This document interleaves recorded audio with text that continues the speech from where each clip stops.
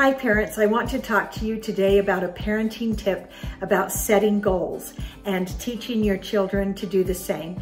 And the reason I'm talking about this is because yesterday something fabulous happened to me because I set a goal and wrote it down.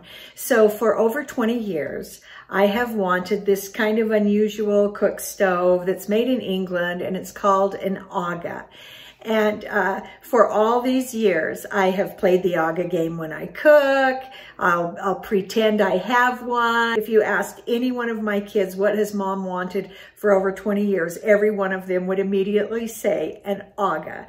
And so back in May, so just a little over 4 months ago, I decided that I was going to write that goal down, and I was going to write it every day. So for pretty much every day for 4 months, I have written, I have an Aga, and along with a few other goals. But it's interesting how when you focus on something and when you put your desire down on paper, all of a sudden you start to notice other things, and things start to happen that are a little different and a little bit unusual.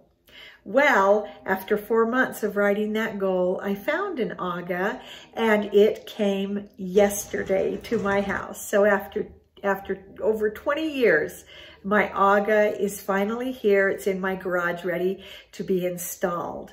And so I was thinking a lot about that. Sometimes as parents, we want our kids to be realistic and maybe not set a goal that's too big or whatever. But why not think big? Thinking big's a lot more fun, for one thing. And if we think big, we have goals that we can get excited about.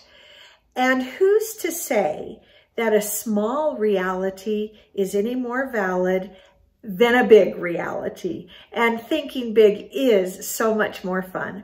And so I'd like to encourage you to teach your kids to set goals, to think big, and strive for those big goals. So parents, set your goals too, and be an example to your kids about that. And have fun being a parent. It's a pretty great gig. See you next time.